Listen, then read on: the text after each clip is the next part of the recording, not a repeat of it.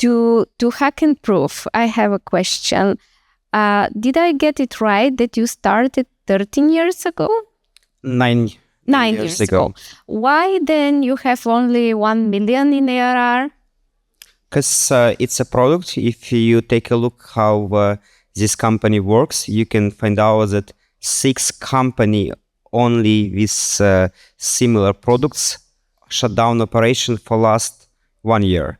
So it's not easy business, and many companies and in bank industry, etc., they work with services provider rather with product.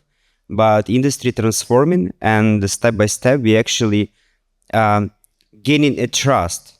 Because how about saying 9 years ago that hackers will find issue in your soft and you will pay money for that? It doesn't work like this. So industry was born only 15 years ago. And only now we actually see that governments, they even list all their programs on bug bounty platforms. I mean US government.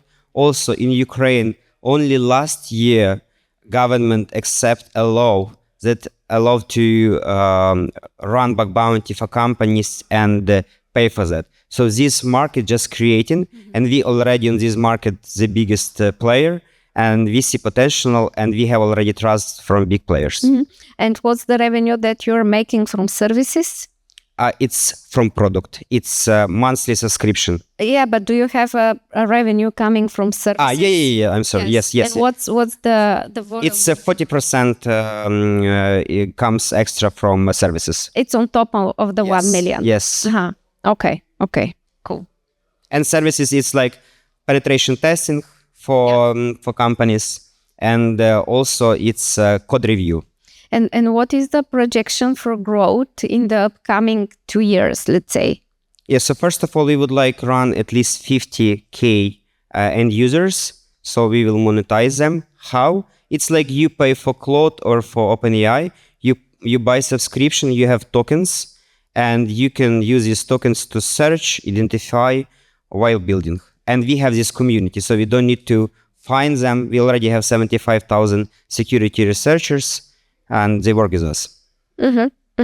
Okay, thank you. Should I continue with my questions, or you have? Please go for the same company. Okay. Thank you very much. I have a question for Climb as well. What is the current traction that you have in terms of revenue? Because I didn't see it on the slides. Yes. So the company operated only in the United States up until 3 months ago when I joined the team. And I'm basically trying to open the market here in Europe. Unfortunately, I'm not going to be able to tell you that because it's something that we're keeping, we can do it after we sign an NDA and stuff like that. But we're not really open with our financials because of some US laws and stuff like that. I'm sorry, I'm not going to be able to, but I can tell you something about it. Okay. We're working with acquirers basically in the US, right? Our business model is we're selling our product, right? Our compliance tool to the acquirers who have tens of thousands of merchants, let's say, right? And this tool is being installed by them on their websites, on their whatever they're using, and this is how we basically move forward. That's one thing. The second one is through managed system providers, right? That have customers that they run their websites and everything for them. Then web agencies, right? Design companies that design websites and they do all these things for the customers. So they are resellers for our product, basically. That's how it works. Okay, thank you. And to Venzeo, I have 2 questions. The first one is, can you elaborate a bit more on the competition and who are you competing with? And the next question is, how is the team structured currently? Okay. So Venzeo, our competitors, for example, in America, there is like Truepic, and they focus like 80% of their time on some kind of open standards and 20% on creating app which can be remotely activated with some camera stuff. So that's one. And then there is Italian startup which is doing similar stuff, they just started, I think, 1 year ago, and our competitive advantage against them is that we have completely different data sets. So we have different approach how we certify stuff, and they certify even stuff that you take a picture of a screen and they tell like, yeah, you did it. So we take it more seriously. And in terms of team structure, so we have, I'm the CEO, and then we have like 2 business people like who are going to help with the corporate with these Wenzio requests for banks and insurances. And then we have mobile developers and then 35 agents. Okay, thank you. Thank you. Great pitches today. Lorena here from Catalyst Romania. My question is for each and every one of you, but particularly for Wenzio and Hackmyproof, yes. So what are the biggest challenges you face in the business, and particularly for Wenzio and Hackmyproof? What do you look for in a funding partner, particularly with the challenges that you're facing? Yeah, thank you. So currently what we see, and if you take a look at the biggest ever competitors on the market, they survive from AI issue generated, yes. And many enterprise clients like Amazon and etc., they delist their program from platform, and then they got exploited because they cannot survive from validating this issue.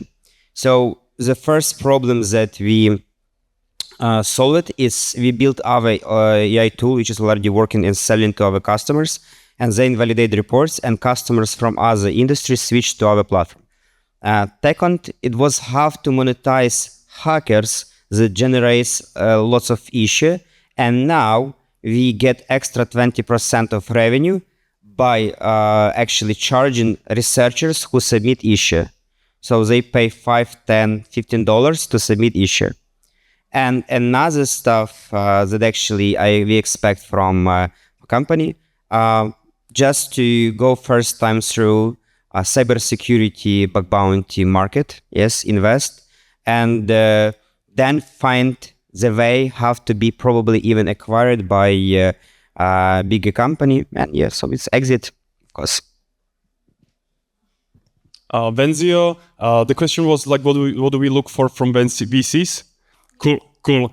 So quick money, like really quickly to close it, and then in like once we are growing very, very fast, to get us in touch with other VCs who are going to support our growth.